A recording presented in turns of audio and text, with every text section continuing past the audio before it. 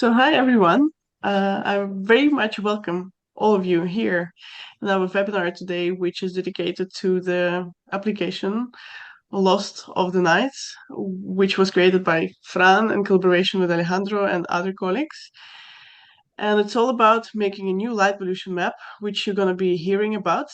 The idea of this webinar is not only to present the application, but also to have some practical experience. So the most part of this webinar would be dedicated to that.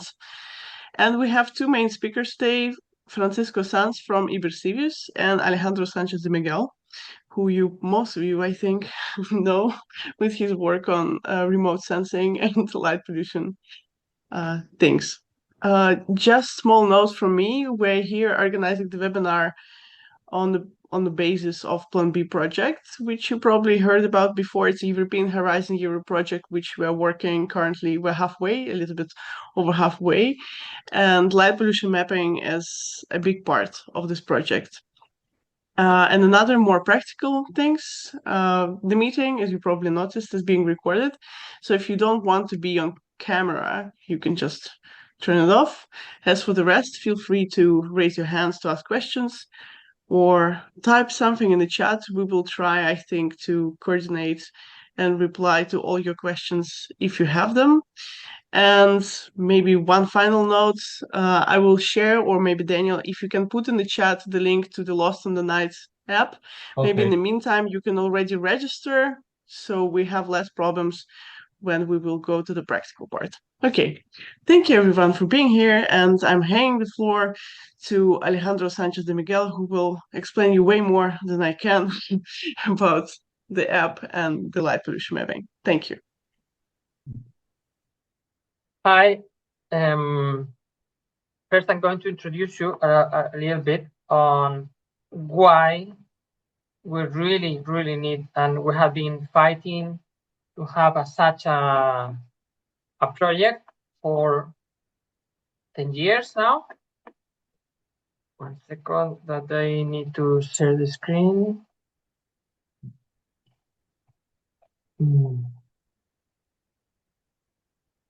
Yeah.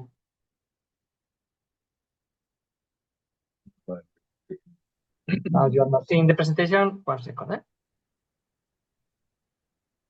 Yeah. So this is a short presentation.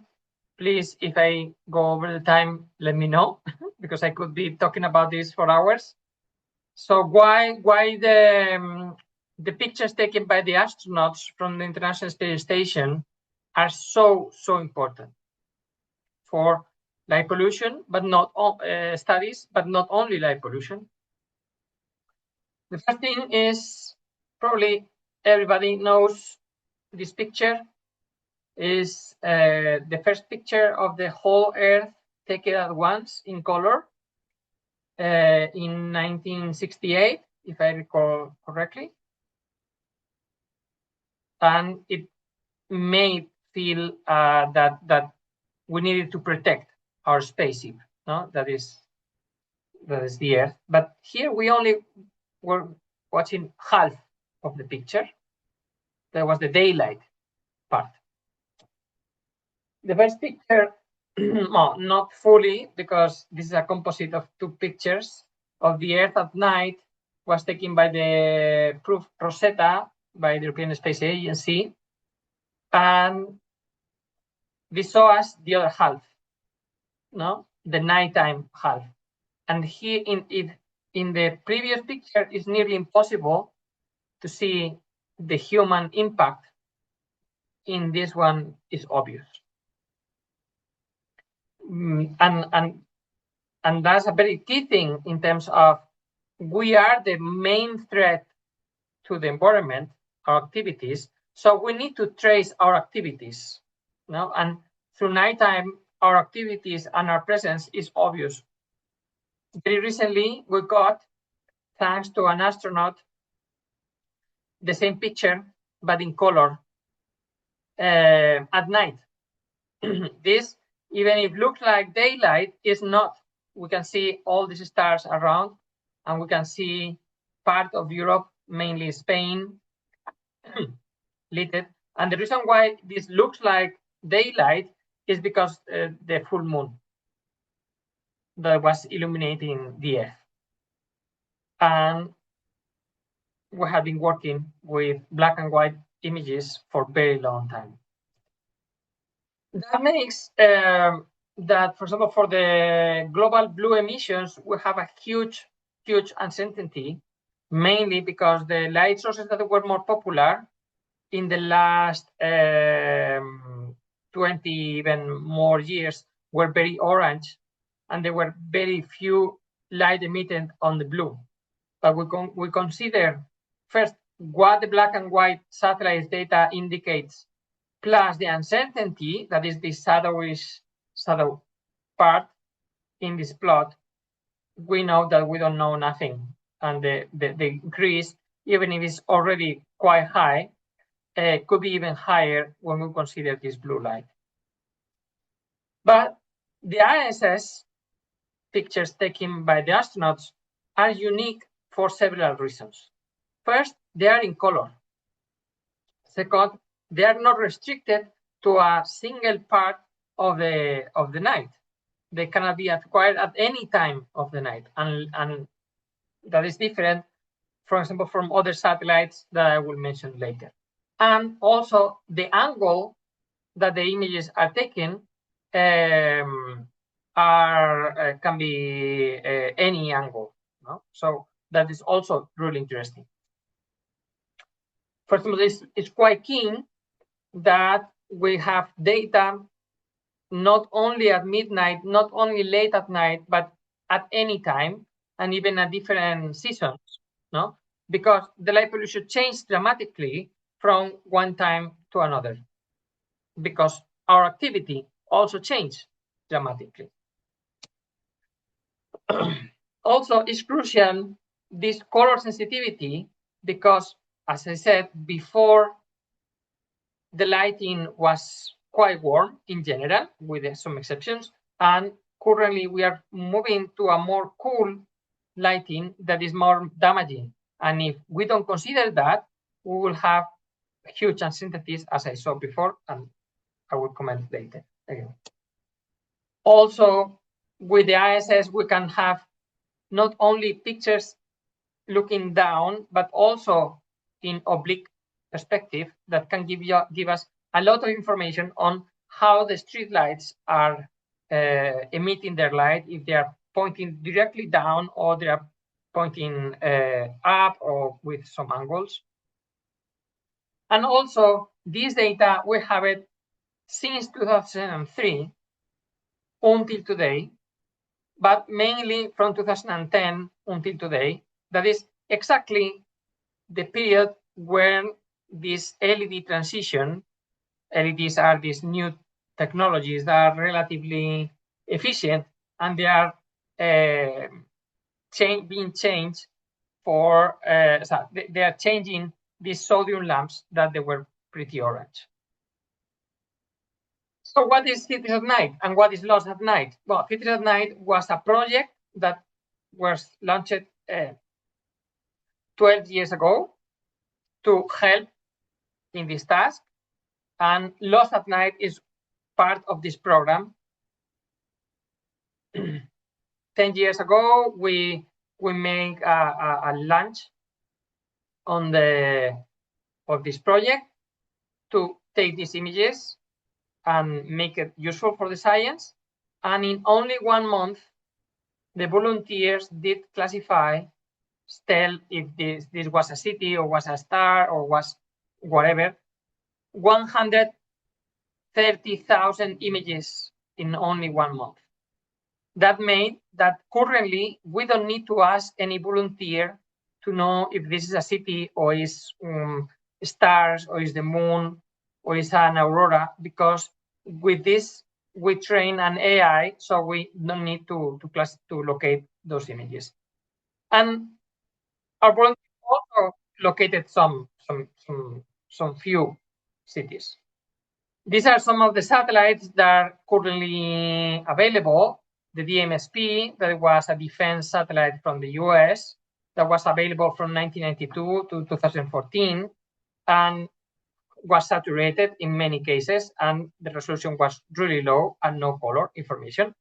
Then we have 3 satellites, the Suomi MPP, the NOAA 20, and NOAA 21, that will have one instrument that is BEERS, that is way better because it's a scientific instrument, but don't have color, and the resolution is relatively small. Then we have the ISS that I'm talking about it, and I'm not going to repeat myself. And the only other satellite that we have in color, and the only real remote sensing satellite that we have in color is the SDG-SAT, that we are also helping working on with it, thanks to our colleagues in China. But it's only very recent data since 2021. We have another 2 satellites from Europe that they are commercial and they are very, very recent. One is the COD 3D, but they have told us that they will not be, this data will not be available until 2028, sadly, but true. And then we have had another satellite that was not scientific, was just for video production, that is no longer available. This was a picture from Barcelona. This satellite lasted a few months. Currently, the data, all the data is stored at the NASA, no matter if it's ESA images or JAXA or Roscosmos. All the data is hosted at the NASA website. And thanks to the contribution of the Cities at Night volunteers, now we have some places located, as you can see here, that you see are mainly capital cities and only high resolution images, very few images of mid resolution. So there's huge gaps here. Also, sometimes the georeferencing is not accurate enough for science. For low resolution in Cities at Night, we have been working with Plan B, and is part of the Plan B project that now we have time lapses from the ISS, that is the ultra low resolution ISS images. And this is already available for inspection.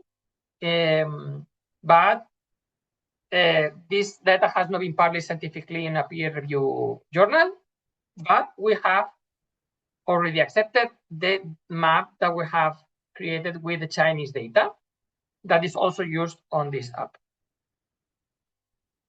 So what we want to do here in this app is make a new map using our volunteers, try to identify cities that are not already identified by our volunteers, so NASA can use them in the AI algorithms, and also make the people connect with the geography of the world using these images. Obviously, we have to acknowledge all the astronauts from all the agencies that are taking images for us. We also, thanks to ESA, that is helping us to spread the word about the project, and also NASA, that also is helping us on spreading the word about the project. And this is the app. This is the goal of the app. It is an image that don't have the referencing. It's not a map, it's a pretty picture. But when we locate these points, we can correct the distortion of the image, the perspective of the image from the astronauts, and really be able to make science with these images. I don't know how much time I have been. Well, I have like 2 minutes or more, or it's okay like this. Jana or Fran? Yeah, thanks, Alejandro. Maybe it's okay because we are going to show later the application how it works. So if you don't mind, I can make a very brief presentation about the application, and then you can introduce the working session. Alejandro, do you agree? I have a couple of slides more. Okay. I'm going to pass them super fast. Okay. Well, just so you know, if you're a scientist and you are you care more on the science part, that we already have several papers talking about why the spectra of the lamps have changed and why is this so important, how these already have been in papers. So these volunteers results have been already in papers that we have thousands of citations, and how, for example, the city of Milan, if we don't consider the color, will have not changed. But in reality, there was an increase on 27% on the light pollution. And here an example of how Madrid looks like at sunset at the ISS and how it looks like at midnight. And you can see the change is pretty dramatic. And that's it. And I think, Fran, you can continue. Yeah, thank you very much, Alejandro. I'm going to share my screen, and I'm going to be also very, very brief, and then we can continue with the working session. So a little bit about Ibercivis, that if you don't know us, we are a Spanish foundation that we are working mainly in citizen science, and we are doing several things, but one of the things that we are doing is developing application for citizen science. So we are developing the platforms, mobile applications, sensors. We are trying to do a nice user interface also. So, for example, we are developing the European citizen science application that is being replicated in Portugal, Brazil, Netherlands, Italy, and also UNESCO has this application. Also, we are running the Spanish Observatory. Maite is here, but Maite, sorry, you don't have time to talk about that. But anyhow, Maite is running this Spanish Observatory of Citizen Science. We are also developing the geometry application to create in an easy way citizen science project. Please have a try if you want to create a new citizen science project. We are also coordinating this European project that is 3S concept. I say that because this project is about the conceptualization on an European infrastructure for excellent citizen science in Europe. So we want to start the S3 roadmap with this concept. So any opinion and any feedback on that is very, very welcome. Please go to the webpage and you can see what we are doing. And also, we are in a new project, is out having in the European Open Science Cloud, having a node for citizen science. We have started this in the last week. This is the thing that we are doing. So we are going from the local platforms to the European Federation of Infrastructure for Citizen Science. Only a little bit of background. Jan and Alejandro talk a lot about Plan B. I don't want to focus that here, but the one thing that I want to focus is that inside Plan B, the next phase is about mapping the cities from the ground. Also working with Alejandro, we are working on that, and we expect to start these missions in July or June, July, something like that. And we are going to do that in Zaragoza, but we want to replicate in other cities. So if you want to work with us, or if you want to do this thing in your city, please come back to us and we can share with you these sensors.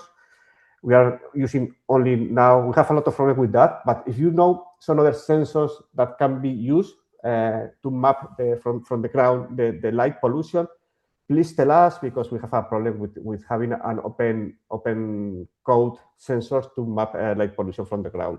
But anyhow, we have that, and we are going to do that.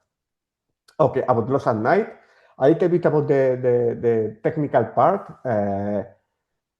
Alejandro is going to explain that, but what we are going to, when you participate, you get a task, then you have to put control point in the image and also in the map, and do that at least 3 control points. 6, 7 is the nice way to do that in separate portion of the image. Then you can try this georeferencing, and if you are happy with the georeferencing, you can submit that. Okay. The nice thing that we did in this second version is that we are doing this algorithm of geolocation using only JavaScript, because in the past we use GDAL from the server, but now your browser is the one that is going to do this georeferencing. And this is now that a way not to have a lot of load in our server. So we are happy with this new version. So about the tech stack a little bit, that we are using Django in the backend, with some Postgres as database and some queue tasks that we are having in the backend. The front end we are using mainly JavaScript in some different libraries, and we have some workers to get the images from the NASA, and we are having as a legacy digital pipeline only if we want to use, but we are not using anymore, and some statistics. So for today, Alejandro will explain that, but we have this concept of challenges for gamification that we are going to, please, when you participate, please join to the Europe challenges, because we are going to have only Europe images from Europe. If you join to this challenge, and our goal today is to go to these 3,000 of control points. Let's see if we can do that today, and that's all. We have also a public API that you can use if you want to get the tags, to get the data and so on, to propose tasks and that, because this is, this is open source, you can reuse. And also, if you can use this tool because you have a study that you want to, please contact with us, and we can find the way with Alejandro, we can find the way to include your tags or your expectation here in this platform. And that's all from my side. You have here the links to the source code, the different projects that I put in this presentation. And if you have any question or whatever, you can do that now, or you can write to this email that you have here in this slide. So thank you very much from my side. Maybe Alejandro, you can start with the, if you want, you can start with the guide workshop. Yes. Well, one thing that I really missed because I couldn't find this slide is that we really need to give thanks to many people. This is just some, you can see from here. All the people that should be here is not here. And just to tell you that there's thousands and thousands of people that have been helping us in this process.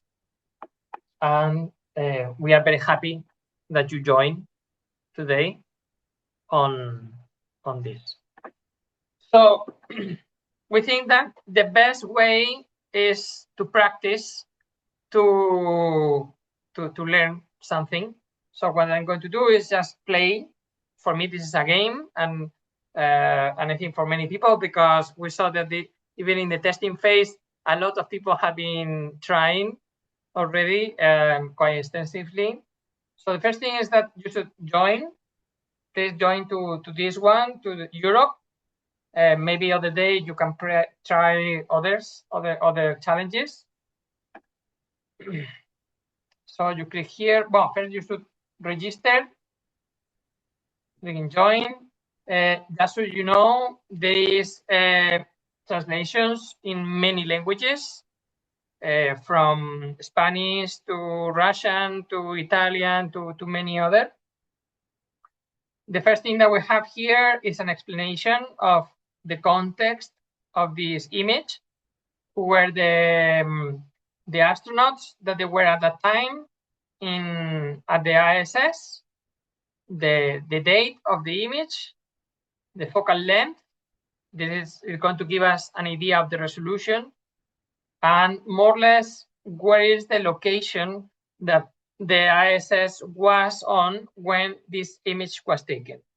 Many times, because of on a difference on the clock between the camera and the reality, few seconds can make a long distance. So not always are precise locations. Other times, because the AI system from NASA has recognized the image, maybe it's more or less on the area. Yeah. So we click here and we can already start locating. In this case, it's relatively easy, at least for me. I know I'm not the usual a newbie here, but for me it's very easy to recognize this bay. I'm going to turn it to orientate it more or less like it's in the map. For that, we use the right button of the mouse. So if you didn't recognize it at first, maybe if I do this and then I zoom in, you can see now it's way easier to recognize the city. This image that we have here is because we have 4 options to help us on georeferencing the image. One for Europe and only for Europe, thanks to our Chinese colleagues, is this color image on mid-resolution, yeah, from 2021 to 2023. That is SDGsat. That we can turn off, and then we have DEERS. That is this US satellite that you can see that the resolution is way smaller, but it's a bit more sensitive, and we have it for the whole world. That's why we also have it. Then we can also turn it off, and we see OpenStreetMap, where we can see more in detail some roads. For example, here, I don't know if you see my mouse, but here this loop of here that is very clearly seen here in the map. And then we have a satellite image. So sometimes this will be enough. In this case, no, because you can see here in 2013, this road was lit and now it's not lit. Yeah, so that's why sometimes it's easier watching one map, like can be the roads where this loop is present, and other times maybe it's easier with SDGsat or with DEERS or with the satellite. So my recommendation is usually try to find the joints from roads because they are much more concrete. Many of these, for example, here are boats and they move. Indeed, for example, one of the things that is useful, the nighttime image, is to trace and locate illegal fishing and other things. For example, here we can see these 2 joints. Yeah, this one and this one. At the beginning, I thought that this one was this other, but no. When I zoom in and I see the surroundings, I was clear that this is the one. But the resolution you see is not very high. So now I can turn off the satellite and say, okay, more or less here is my. One thing is, first you always need to click on the ISS image. And then I'm going to click more or less here. This is my point number 1. I'm going to go back to the.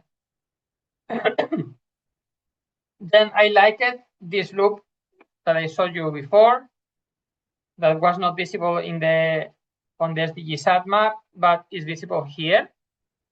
And what is very clear is this joint here. So I'm going to click here and click here. So I already have 2. I'm going to go back.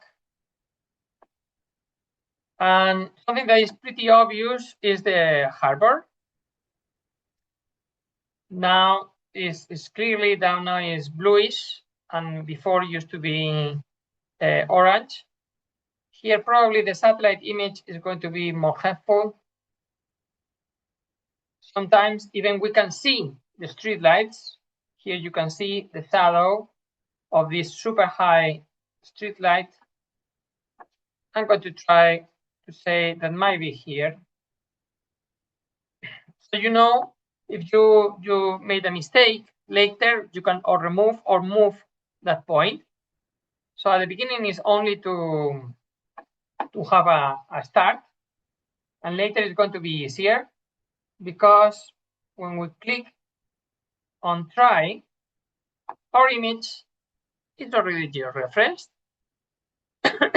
the quality of the georeferencing is not going to be huge, but is probably going to be good enough to orientate ourselves and find other things. For example, here, well, this is pretty good, I have to say, for what can be. Probably this because it's a 400 millimeter picture. But we see in this area, there's an offset between the road and the image. So I'm going to click more or less here, where I think is the crossing. And I click again to try. And now it's fixed. Yeah, now we can see that the image is much more accurate. And what I will do is continue like this, checking the places that are more separated from the points that I have used already. For example, this crossing, well, it's not bad, but we see it's offset by a couple of pixels. And if I click here and try, now it's perfect. And as I said, we could continue this forever, but we don't want to lose too much time. So the recommended is around 9 points. With only 3 is already useful. And if the image is too complicated, just skip it. Yeah, don't worry. The same task will be shown to at least 3 or 4 volunteers. So maybe you cannot make it, but others could do it. Okay, with this one, yeah. Sorry, there is a question in the chat. Is there a limit to how many control points we can have in one image? No, in principle, there is not a limit, but I don't know if the georeferencing is going to improve above 20 points or around that. So all the data obviously is going to be useful, yeah, but maybe the server is not able to, the algorithm is not able to handle so many points, yeah. So you know, even if you put more and more points and you feel that it's not improving, that don't mean that later on it's not going to be useful. Yeah, so always going to be useful. Yeah, in principle, images like this with 7 points are already quite good. And for example, now I will submit and go for the next one. There's another question. Is there a life hack how to rotate the image on Mac, not Windows? Well, this is a web. This is a web app. So no matter if you are in Linux, in Windows, in Mac, it's recommended that you use a PC. Yeah. I don't know if we have already ready for a tablet. For a mobile phone, this will not work because the resolution of the screen is too small to do it. And here we need a bit of precision. Yeah, for Mac users, Alejandro, just click Control button and use the trackpad to rotate the image to simulate the right button. It's simple. It's easy as that. Yeah, here we have Madrid. This is my hometown. The easiest for me is to go to the streets because I already know the place. And I can go here.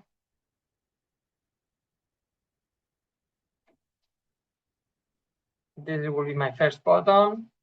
Then my house is not in the city center of Madrid. It's around here in Majadahonda. And the easiest place for me, for example, is this highway, this crossing of this highway. So this one is too easy for me because it's my home, no? And that is many times very interesting, no? Because many times we don't notice how our locations looks like at night, no? And many of these images have been seen by very, very few people in the world because have been in the archive and have been a bit lost. So I really recommend is I think is very educational, no? To see how our cities looks like at night. More questions? I don't see any questions yet. So thanks, Alejandro. I put in the chat that some people are doing that, but maybe all of you can now try to do this georeference by your own. But please join to the Europe Challenge. So we all together our challenge is to go to reach these 3,000 of control points today. I see that some people are taking advantage, but it doesn't matter. But please join Europe Challenge and do that. Meanwhile, if you have some question, we are here to help you and to solve this question. And if you find some improvements, some bugs or whatever, please also tell us. Yeah, we will launch probably other challenges in the next weeks, months, because we want to cover as much area as possible. Also, for example, these images of early images now, because for nowadays we have more these images of the SDGsat, even if you can see the ISS images are better than in general than SDGsat. Alejandro? Yeah. There is a question from Titia, sorry for a name in advance. I have Vienna on the left. How to get to another city? Oh, when you finish one image, you click on submit or try. Submit if you are happy with your control points, or skip if you are not happy with them or you think the image is too complicated, and click next button. And for example, this is interesting. This is now the other images that I showed you. They were images of quite high resolution. Here is mid resolution, I would say. It's funny because here we have a very strange light, it's not actually light pollution source. This is a volcano. This is the Etna.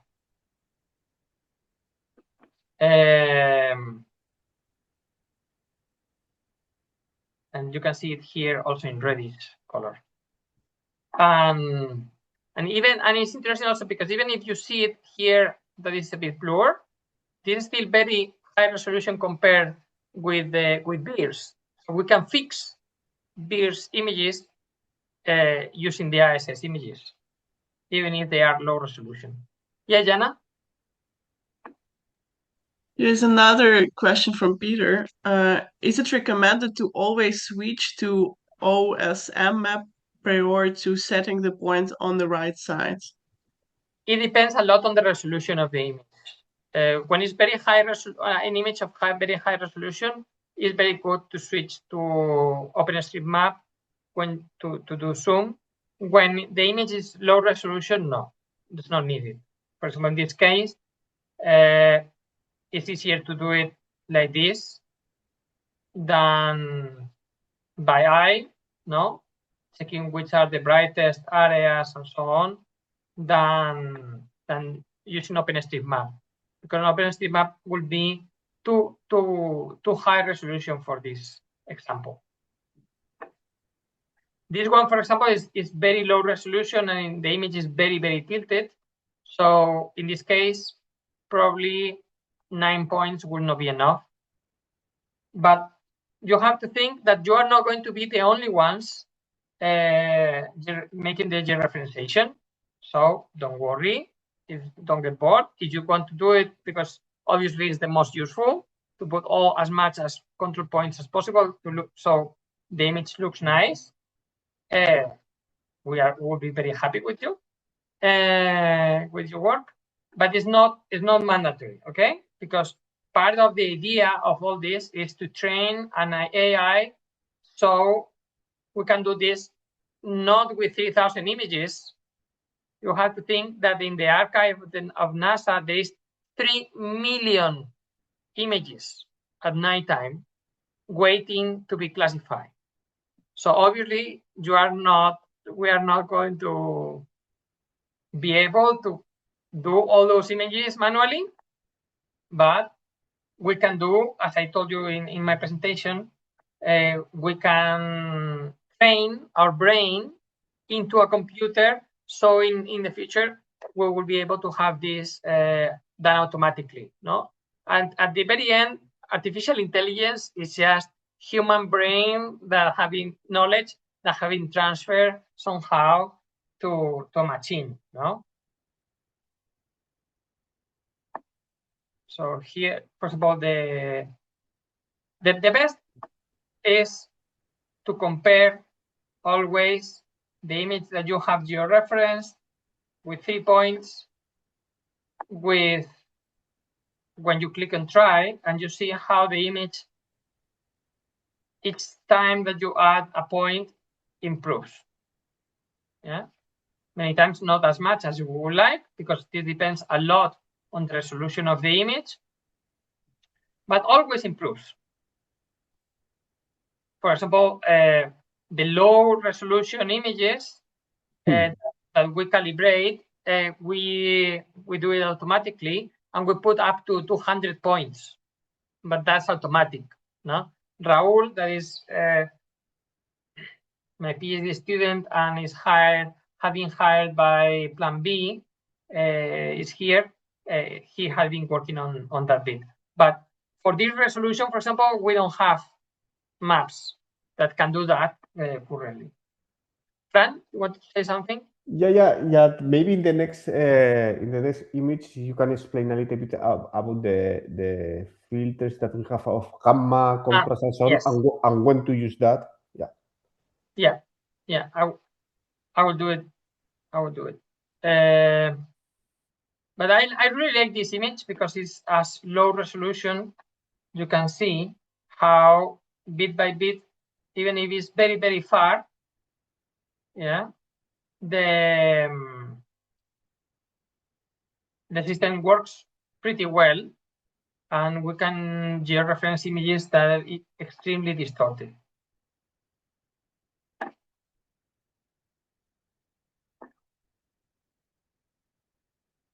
Yeah, you see, now this match, but this other part don't match that well. So we need to find these points, and bit by bit, the image keeps improving. Sometimes maybe some points don't work that well. It's because maybe we have made a mistake. Yeah, but not that usually if we have made a mistake, at some point we will see obviously that we have done that mistake, because no longer will be a smooth image. Oh, for example, this one I already did 9. I'm relatively happy, still very distorted. As I said, here probably we'll need like 20 points to make it perfect, but for me it's good enough.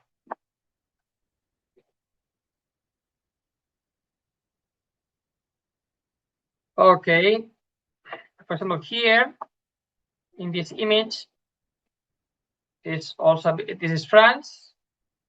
You will ask, how do you know it's France, Alex? Well, because I have done this too many times. For example, if we increase the saturation, we change the color of the image. If we think that can help us to identify it better. If we increase the gamma, we increase how the intensity is shown on the image, no? first of all, this helps a lot to be able to see cities that are sometimes under the clouds, no? That maybe we are not going to use them as a control points, but we are going to use, we can use them to orientate ourselves, no? So here you can see the coast. Well, these other things to change the contrast, yeah, and the brightness.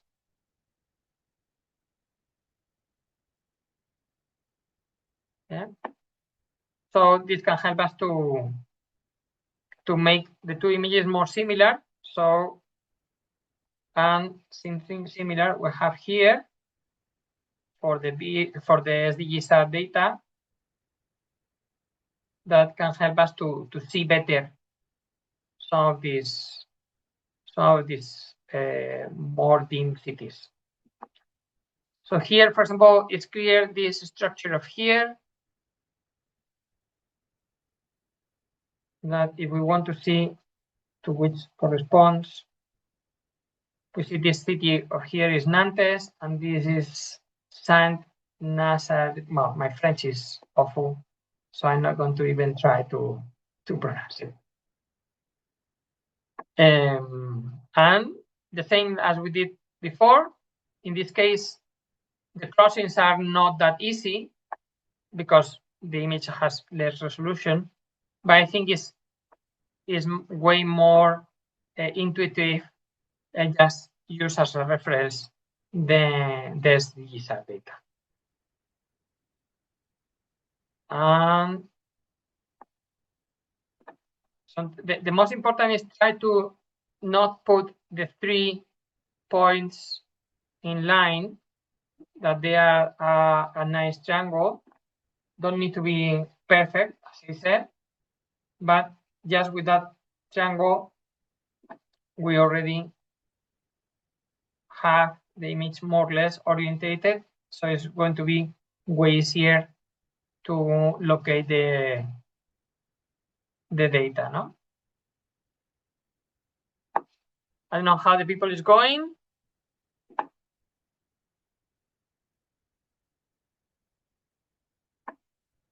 You find it easy? You find it difficult? Unexpectedly, I like it. I thought it's going to be way more difficult, but it's actually easier. But I don't know how the rest are doing. I love it. Congrats. Yeah, Yes, for me it's thank addictive, I have to say. Yeah, for me it's relaxing. Yeah, and relaxing. Yeah, it's like making puzzles or something like that. And resting. And that said that it's a good task maybe for young people. I think so too. Yeah, probably yes. To do also to know geography. No, many times we are so in our bubble Yes. that we don't think that there is other people. No. First of all, I realized how many big cities there is in Siberia, and places that I didn't know in Asia and in Africa. It's really interesting. I really like it, and in Europe also many times. And I think you build a bit of a connection, no, with the places when you have worked with them at least for 10 minutes. No, the next time that you go to France and you go to Nantes, will not be a complete unknown city. No, at least you have seen this image from the space. No. I mean, in Siberia, the contrast is much bigger. You have very bright cities, and the surrounding is very dark, and you can see the Siberian railways on the map already. So it would be interesting to go along and make all the cities there. Then too would be interesting. Yeah. The problems. Can you maybe Alejandro and Fran explain how to rotate the images. People cannot do it. Some people cannot even do it on PC. Like, I got it pretty easy. I just use my mouse in the right bottom, and you can only rotate the left side of your screen. But maybe you can elaborate. If you want to save the image for your own use, the identification of the image is here on the top left. Yeah, it's ISS 30. There is the mission E and then a number, and you can copy this identification. I don't know, Fran, if there was a way to click and go directly to the website at NASA. I don't remember. Yeah, what the thing that you can do is to click image astronaut. So you are going to Wikipedia to see this person. But yeah. right now you don't have the link to the original image, but we can add that. Yeah. Yeah. So well, I see it as Jana said. I saw that some of you are having problems with the rotation. So if you have the right click button in the mouse, the only thing is you need to do is to click on the image, not in the center, and then to move the mouse. So click with the right mouse button and then click. But in Mac, maybe you don't have the right button because it's only optional. So in this case, you can do that with the. Please remember me, Daniel, with the Alt and click. So you can rotate you need to simulate the right mouse button in Mac. Yeah, I'm trying in my own laptop, and the only thing I have to do is to click the control button and use the two fingers in the trackpad, and the images start to rotate only in the left image. The right image can't be rotated, if I'm correct, right, Fran? Yeah. The right. You can zoom in and zoom out in the right image, but you can rotate and zoom in and zoom out in the left one. Yeah, the right. Sorry, if that helps, David or David. You are asking in Mac. Yeah. Well, if you want, that did it for me. With the identification, you can go to at the NASA website to download the image. And for example, this one, the GeoTIFF, that is the georeferenced image, is not available even with AI tools of NASA. But this image was located already by volunteers of Citizen Night, but was not possible to make it a map, to georeference it. So when I click here on continue,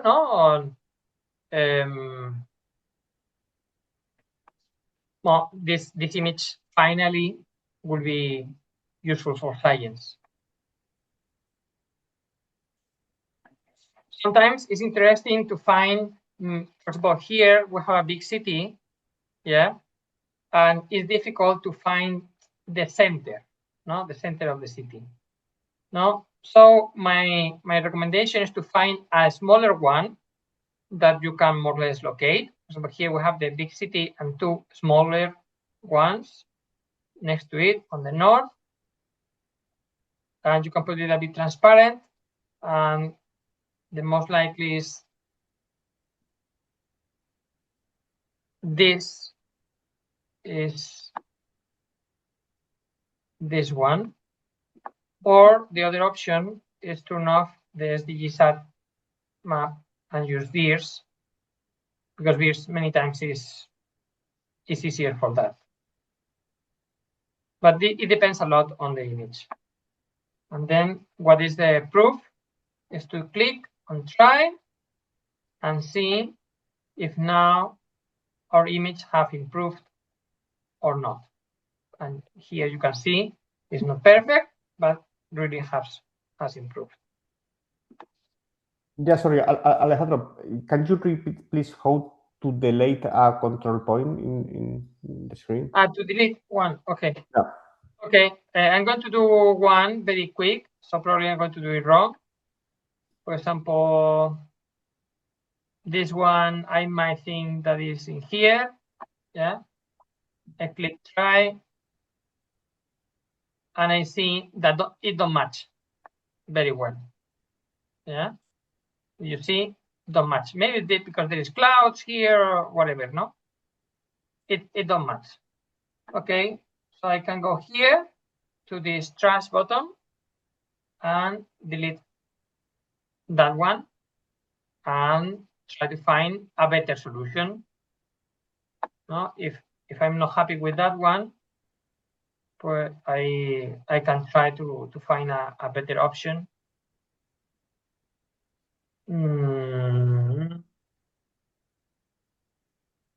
Usually in astronomy, first of all, there is one technique that is star hopping. It's jumping, no? Jumping from one city to the other one. So from one star to the other one. So here is also quite good advice. So we can see this trace of cities making a line that is this one.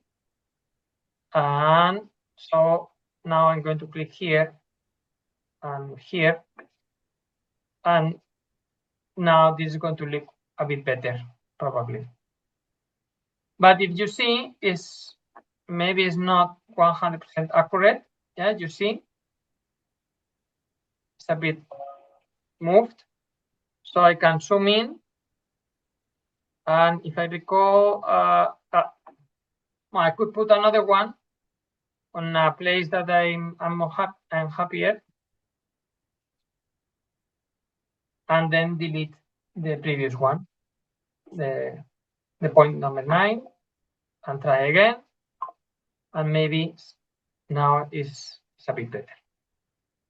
Yeah, I think now it's a bit better. We don't have to get obsessed on the quality. Yeah, just let's try to do our best. Yeah. And as I said, the more separated the points here, if you see, there the city and the map are very far from the other one.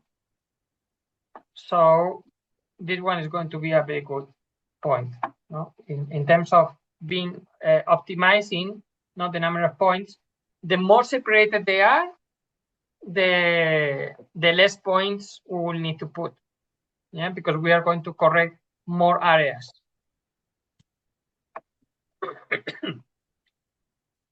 This one is already relatively low resolution as the previous one. No, not as crazy as before. No, so we need maybe 12 points to be happy with it, or even more. That many times depends on how well you want it to look like.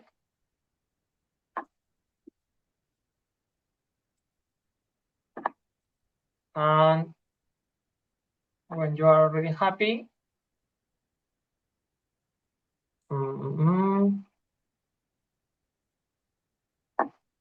this also depends a lot on how tilted the image is. This one was quite tilted, so it was quite difficult. So 14 points, I think, is more than enough. I'm tired of this image. I want to go to another one. So I submit and go to the next one. This is Lisboa. This is a quite high resolution image. You can go here and check it again. It's 180 millimeters, so it's relatively high, but even covers a huge area. If you see, this is Portugal and this is Porto. And if you see, the color on the old image is the ISS image was orange, more or less equally one side or the other of the river. I think it's the River Duero, if I recall properly. But in the SDGsat, no. The southern part is super bluish, and the northern part is still a bit orange, even there is a lot of bluish areas appearing. Now here is also very educational, no? Because you can really see how Europe is changing in the color at night, no? With implications for sustainability that this has. Also, for example, some areas that before were not lit, like this square of here, and now all that seems lit, no? Here the resolution is higher, so maybe using the OpenStreetMap for more accuracy can be interesting. That's my first control point.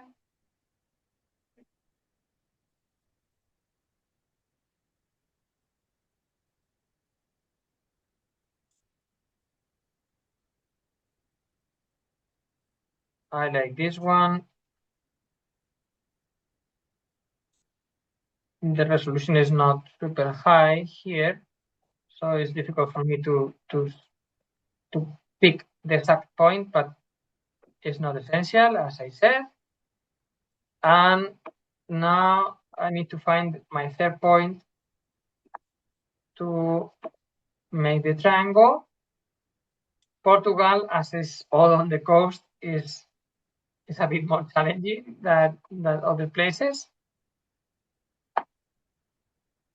Bridges are usually very good places to find. For example, this one probably is this bridge. Probably in OpenStreetMap is more clear. Yes. And I'm going to click on the north part.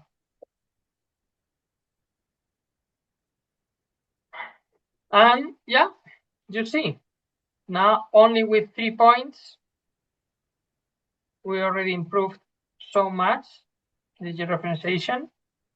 And with few more, we will have already. For example, for places like this, probably with only this initial solution, we'll be able to do it automatically, but not on the accuracy that we would like. Mainly because most of all the AI image recognition algorithms are used on daylight images, and that's a problem.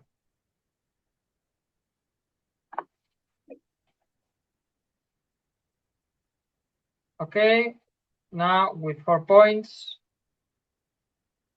you can see we are about more or less 1 pixel off, probably. Sometimes the problem is the mountains or things like that. So it's not that the image is wrong or the map is wrong. It's just there is mountains, and that makes that is not the same looking at the lights from one side than doing it from other side. Alejandro. Stop. Yeah, I was going to stop so you can share with us your impressions. Could I share with you, for example, I'm not being able to localize an image. Okay. Can I share with you? Maybe they need to authorize you? But I mean, with the reference or... No, share the screen. Share the screen if you can. Yeah. But I mean, if I couldn't share my screen, I am going to, but well, yeah. I'm going to screen to share my screen.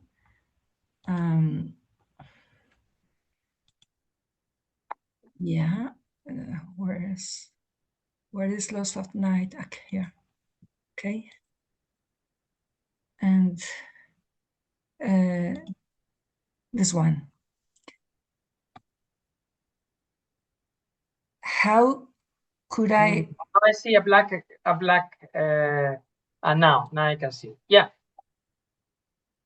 Yeah, but I mean, could I share with you the reference, not the screen, but yeah. I don't know. That is Fran. Fran knows if there is some way of sharing the task itself. Yeah, I don't think so that you can now share the task, because this is an internal thing that you get a number, and this is not in the because of the random in the URL. But anyhow, you can share the image that you have in the left. I mean, if you have any problem, so you can see in the left ESS 0. yes, Belpaso. 38, yeah, this number, Belpaso, Italy. You can share that. You can copy and share that. Yeah, and I was wondering if I send to you this reference, if you are able to find it or something. Yeah, but anyhow, the thing is that each image, if you skip this image, don't worry, because this Yeah. image is going to be sent to another person. So this is like a queue. There is a queue that you are not going to receive the same image twice. So if you skip this one, you are not going to receive this one, but this image is going to be sent to another person at any point. So don't worry if you skip it, because it's going to be done. And of course. And we can see, and we will see later on in the server that some images has not been done. So yeah. Yeah. One thing that we are considering for later on is like maybe give more points to the harder tasks and do some gamification, no?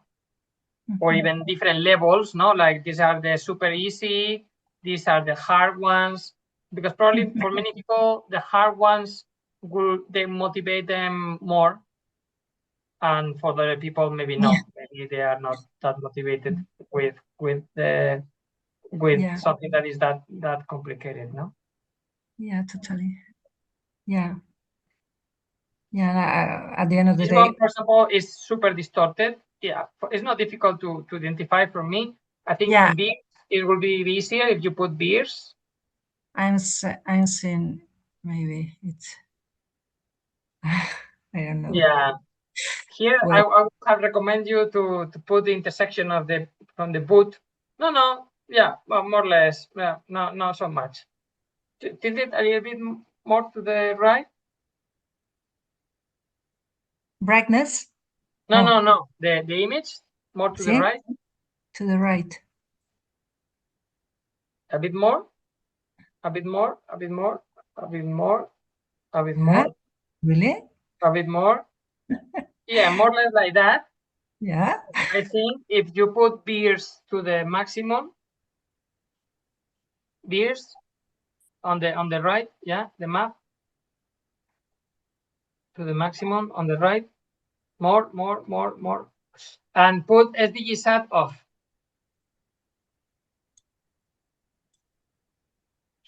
And then turn off the georeferenced image. Trying. The blue one, no, the blue one. The blue one. Yeah, okay. And I think you have put too much contrast or something like that. Yeah. No, it's the maximum. Yeah, but please, the georeference down, all down, yeah. And the contrast, put it down. You have put too much contrast. Ooh. In the center, put it in the center. Yeah. A bit more. And I think like that will be easier for you to recognize. And first of all, if I was you, I would put a point on the intersection on the boot. So the upper right corner of Sicily. But I promise in this moment is more difficult to me than before. Yes?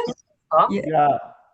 Yes. The thing is that before you had the georeferencing image that was wrong. So this is a little bit confusing, but I mean, but anyhow, maybe I can share now the current status of the challenge. that maybe you can see my screen. That is our challenge for doing Europe today. That we were 30 participants.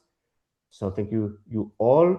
So we reached 1,000 control points. That is a lot to be done in such a short time.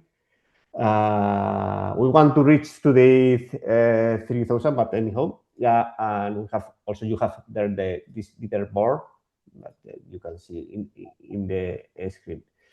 So now, thank you very much. So I don't know if you want also to make some last questions about how to do that.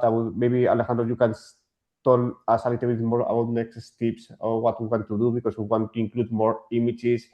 We want to launch challenges on other countries, other regions, and so on. So yeah. Yeah. One of the things is, wait a second, because I'm not watching you. I want to see you in here. Yeah. That. Yeah. Oh, Jana wants to say something. Well, one of the things that, as I said, that we are going to have different challenges. We already have one ready for France. We have one running for Spain. In the Spanish, I don't know why I found some images that were not actually from Spain. Don't worry, these things happens. Sometimes it's because the ISS had a problem on the clock, and the image was sent, was located in a crazy location. Well, if you can recognize it, great. If not, skip it. And well, we have other places that we are going to do also, like Brazil. We want to do also other places, but our main focus is Europe. Yeah, Germany, Italy, this places, because we are a European project. But if you have interest in some particular location, just contact us, and we'll see if we can make a challenge dedicated to that area. Yeah, Alejandro, another interesting question by Alvaro: what happens with the data? Because what we are storing now is the control points and the location. I mean, the control point in the image, and also the latitude and longitude in the map. And this is the data that we are storing. But what happens with the data? It's going to be open in any moment. Alvaro asked about if someone requests this control point or this data to use in another scientific domain or whatever. I don't know exactly in the platform, because you know better. In general, from our side, this is completely open. The volunteers should have access to all the data generated by other volunteers, is my opinion. The idea is that we will take this data and we will calibrate the images. Yeah, that takes some time, because we need to validate. So if we do it only with the volunteers, that takes time, because we need to validate the data generated by the volunteers, and later we need to apply a calibration pipeline. Yeah, that calibration pipeline is already running, it's already working, but takes time also because it's a lot of images. This is a lot of images, and all that is going to be published already openly. For example, there is already a data release from Cities at Night, not of the calibrated images, but the georeferenced images by the volunteers. You can access them in Zenodo, and we have nearly ready to release a batch of calibrated images. Yeah, but those were not much, were only around 700, because it's the images that our volunteers managed to georeference 10 years ago, and have taken 10 years for us to get the funds to have this new app, and have people working with us from the technical part, not from other parts like education and other parts, not that other things that we have been doing, to have this part more scientific, to have it ready. I hope, Alvaro, I have answered to your question. If I have not been clear enough, let me know. And so you know, in Twitter we are Cities at Night, I'm also in Twitter, in Instagram, in everywhere, in every social network that you can think of. And we have also an email that is titiersatnightiss@gmail.com if you want to send us an email, or me, my nickname, gmail.com I'm also available. And Jana and Reinhard, they want to ask some things. Yes, there is a question in the chat. Are these data points also used to help nearby organizations that request it? Yeah. How? Oh, these are going to help in many ways. First, these images are going to be able to first know where is the light. Second, where is the light in which color, because the color information, for example, this example that I was showing about Portugal is key to measure the change on the environmental impact and the current environmental impact. And this will not only help these organizations, it will depend. We have projects of many topics. First of all, cancer, epidemiology, environmental impact on turtles, on migrating birds, on many projects. If you go to the website Cities at Night, there you can see a lot of projects that we have been running. But also, this is a key part for the Plan B project. That the Plan B project is one of the assignments is the evaluation of the current status of the light pollution in Europe. And without the color information, we cannot do it. So this is one of the key parts. Obviously, we have been working already on these low resolution images, but the low resolution images obviously are low resolution, so we are limited to that resolution to give some feedback. If for example, if we discover that factories or some monuments are the main polluters, we will not be able to see it on a very low resolution. Only with very high resolution images, like the ISS ones, we can achieve that. I hope I have answered enough. Yeah. Thank you very much, Alejandro. I don't know, Jana, maybe you want, if we don't have any more question. Yes, Reinhard. Reinhard, yeah, please.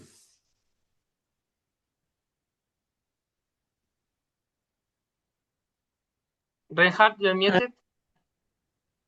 Probably I missed something.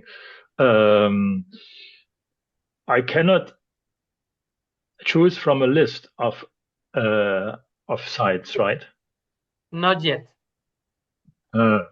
We wish that what we will have is some challenges specific for some locations. So, for example, now we have Spain, France, and Europe. We want to launch another for Germany, another for Italy, and I don't know how many others. But maybe I can explain a little bit more. You have here challenges that each challenge this was a test, but it's Spain, France, Europe, and other about Europe. You can join to one challenge by clicking on continue, please, continue. But there are other challenges that has ended. For example, Spain, this has ended but as Alejandro said, we are planning to launch challenges for each of the countries and maybe to coordinate with some institution to host or to push these challenges to run. Yeah, because the reason is, I mean, I'm not that much interested in the cities. At least in the large cities. I'm interested in the space in between, where are also some cities which may help to georeference these things. So then the next question is related to this. If there are, can I support you regarding this? And can I perhaps compile a list of sites I would be interested in? Because for Plan B, the cities are not that relevant. for Plan B, the space in between is relevant. Of course, partly with the cities, the interconnection and so. But if we could, we need the cities to be able to have references. Yeah, of course. I mean, but we have smaller cities, I know, and then we could use these smaller cities to georeference also the landscape in between. No, and indeed, one of the key things for this project is exactly that, is that many times, as I saw you in the NASA archive, only the big cities are located because they are the easy ones to locate by the AI, but humans can do it much better. And that don't mean that there is not ISS images of the location. It's just humans, so that the AI and our volunteers couldn't find them. And the question is, for instance, I mean, they have probably at least they have a rough idea where the tiles from the photographs from which positions they were made, perhaps, and then I could find not much. So not much. We are already providing all the info that we already have. Yeah, and I mean from the time when they took it, and so they know at least in which region. So not on the South Pole when they were.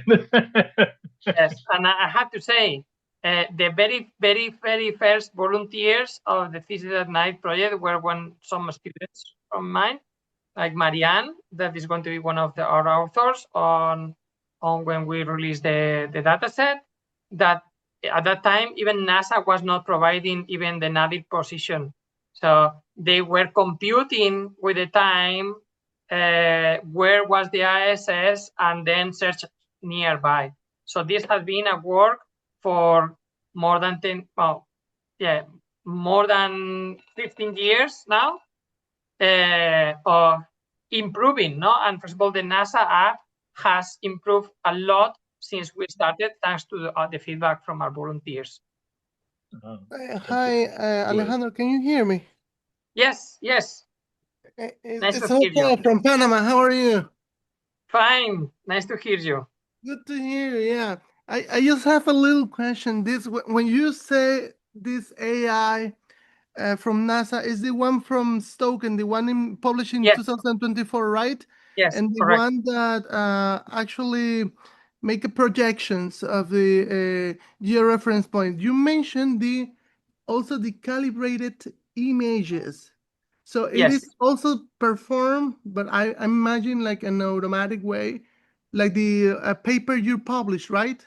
With the flat field and stuff like that. Okay. So you request this flat field to the NASA team, or you just produce all of those stuff? No. One of the things that we have been doing in the project for the last 15 years is we collect one lens and one camera, exactly the same, or the same model that the NASA has up there.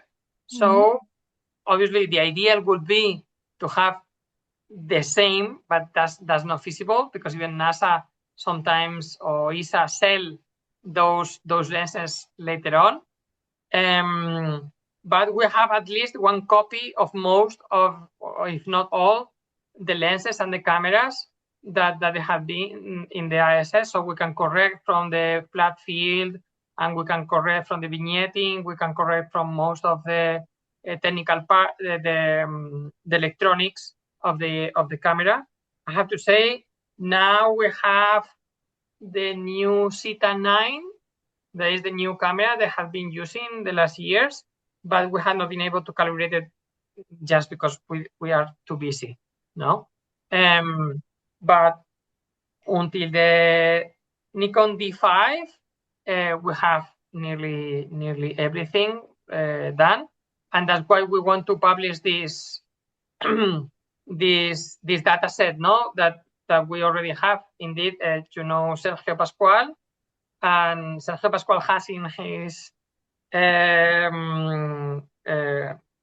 hard drive these images already ready to be published. and I hope we will publish them in the next weeks or months. I hope weeks, but this will be part of a paper, no, in the future. I see. Thank you. A pleasure. Any other question? In the chat, I saw some questions. I respond to that about Diane had a question about how to submit, but before submission, as far as I understood, you have to try, right? But yes, after that, you should try. Yeah, that's to check that you are happy with the solution. I mean, how many points did we georeference today? 1,300 and something.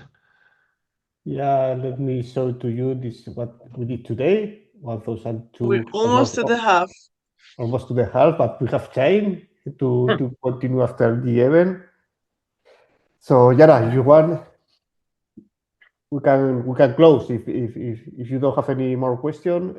Maybe I Yara? don't see any questions in the chat. No, I think the only thing that I would say is please spread the word about the project in general, also about this challenge in particular. Think that if you needed to buy for your research one of these images, for example, from a commercial company, that indeed we founded a commercial company based on Citizen because there were researchers that really wanted some of these images, will cost you around 1,000 euros to get this done. And all the images that are being calibrated by Lost at Night, by this project, will be calibrated for free. So you can imagine how it's worth your 5 minutes spent in here, because you are going to convert something that on the market cost between 1,000 and 3,000 euros, because the Chinese satellites, those that are commercial, are quite expensive. And just helping like this, you will make that some of the researchers, some volunteers, your company, whoever, because this data will be released completely for free, and when it's done, will be stored in Zenodo, and also we'll try to publish it in other places like Google Earth Engine and so on, but that don't depend fully on us. But so you know, this volunteer work is worth a lot of money. or maybe we should start for money. Maybe we're doing something wrong in this capitalistic world. But yeah, I'm kidding. I think it's a really good project, and I think it's super useful. Thank you for developing it. There's Diane has texted something. I'm planning to teach this in my SkyGlow class in 4 hours, so I have to be able to answer. But maybe you can just speak, Diane. It's easier. Diane, so you know, there's a didactic unit on our website in English. The link is to the old app. This is from my point of view, this is much more fun. There's also a video instruction video on the website. Yes. Yes. Thank you. Yeah. So, sorry, Diane, if you go, let me share very, very quick the screen. And if you go to the web page, as Jana said, you have this manual and this video tutorial, these links in the bottom, that you can go there. More or less everything that was covered in this meeting, you can see that. And also you have this video tutorial in which you can see the different steps that you need to go to do all the things. So maybe you can use that in your workshop or in your class. I think this is going to be stored somewhere, no? This what we have just done. Yeah, and also this meeting has been recorded, so we are going to edit it a little bit, and we are going to publish, maybe, I don't know that yet, but maybe tomorrow we can put this video. Yes. in a couple of days will be available in the Plan B YouTube channel. Something that also is interesting, and we would like to do it, is if the quality from the volunteers is good enough, maybe in the future we will be able to use the own ISS images as example for the other users, no? Because for SDGsat, currently we only have it for the European Union, not for the US, for example. But as these images are public domain, we don't have any restriction to use it in this project. So the only thing is that computing and all is not easy. But hopefully, if we are lucky and the quality is good, maybe we can use it in the future as a reference for other parts of the world.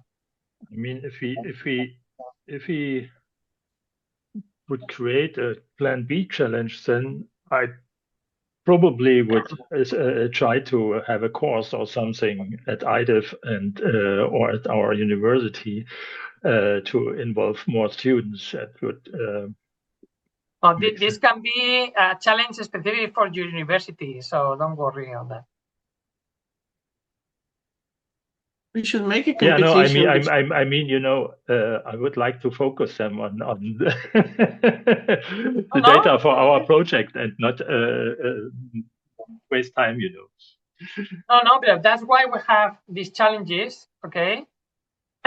First, because we want to focus on our project, but also this is useful worldwide, no? And can be people from the US contributing to images in Europe, or Europeans contributing images to China, to Russia, or Australia, whatever.